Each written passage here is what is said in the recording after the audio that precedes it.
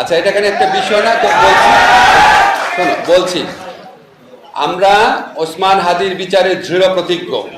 বলছি এই হত্যাকাণ্ডের, জঘন্য হত্যাকাণ্ডের তদন্ত রিপোর্ট অলরেডি জমা দেওয়া হয়েছে।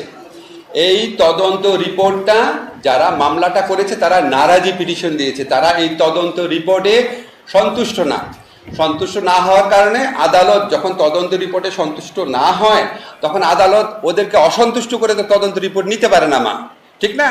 তুমি মামলা করেছো, তুমি কিন্তু রিলেটেড কোয়েশ্চেন করবে না, কোয়েশ্চেন একটা করে, কারণ অন্যরা করবে।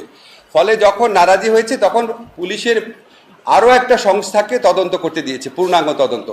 যেই মুহূর্তে চার্জশিটটা গৃহীত হবে তখন বিচার কার্য শুরু হবে। চার্জশিট গৃহীত হওয়ার আগে বিচার কার্য শুরু হয় না। চার্জশিটটা যখন গৃহীত হবে, যখন বাদীরা তোমার এই আবেদন, এই চার্জশিটের সাথে একমত হবে, তারপর বিচার কার্যে বিন্দুমাত্র কালক্ষেপণ করা হবে না, তোমাদেরকে কথা দিয়ে গেলাম।